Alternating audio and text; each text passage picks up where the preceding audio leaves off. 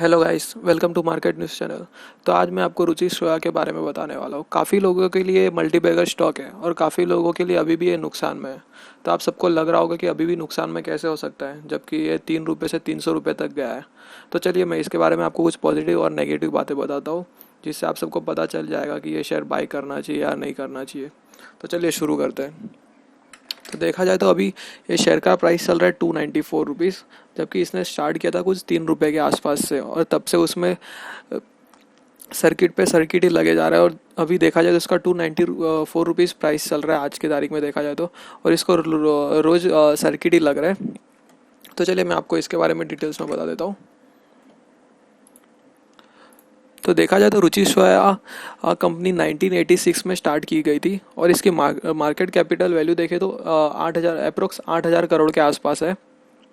और फिर देखा जाए तो 21 जून 2018 में इन्होंने बैंक लोन रीपेमेंट करने में इनको थोड़ी बहुत तकलीफें आ रही थी, और ये अपना बैंक लोन रीपे नहीं कर पा रहे थे। तब उनको सेंट्रल बैंक ने बैंक करप्सी का फाइल कर दिया था इन्होंने।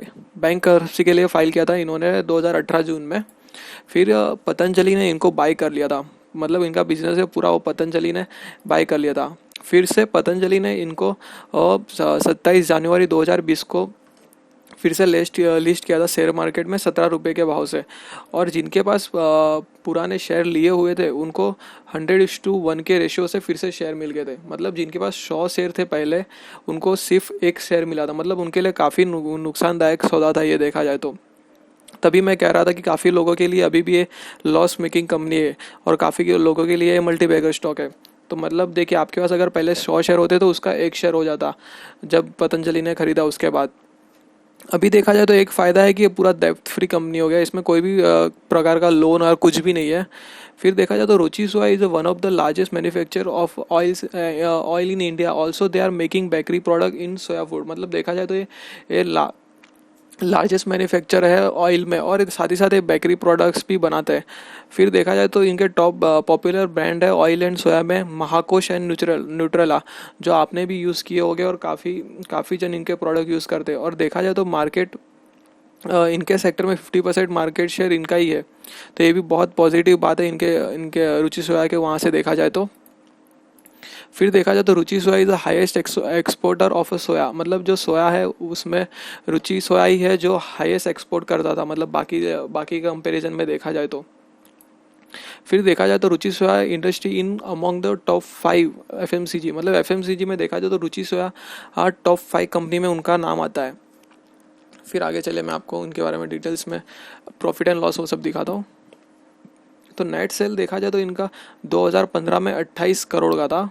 फिर 2016 में 27 करोड़, मार्च 2017 में देखा तो 18 करोड़। मतलब इनका नेट सेल देखा था तो हर साल कम होते जा रहा था। उसके वजह से उनको लोन रीपेमेंट में वो सब में तकलीफें आ रही थी।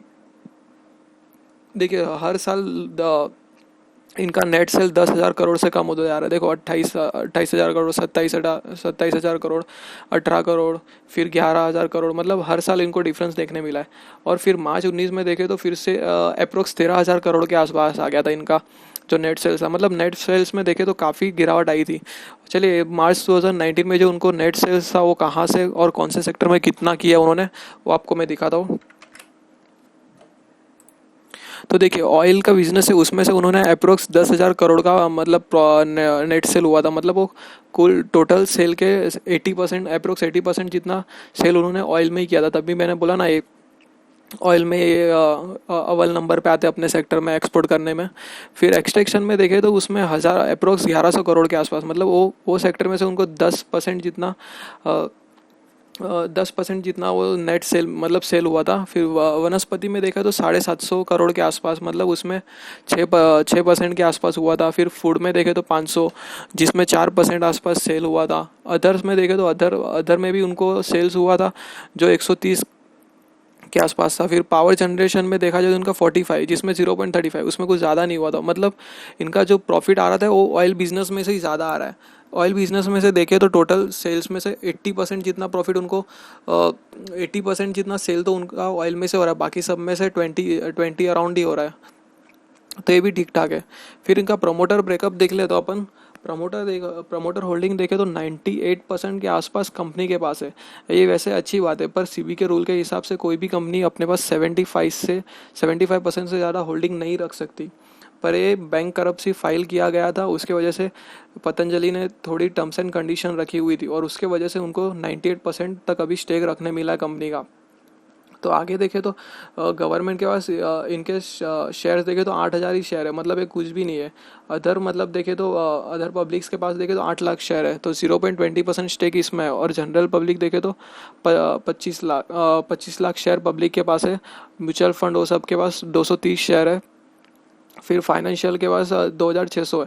मतलब ये सब का देखा जाए तो प्रमोटर होल्डिंग 2% के आसपास होता है और कंपनी के पास 98% टोटल प्रमोटर शेयर है।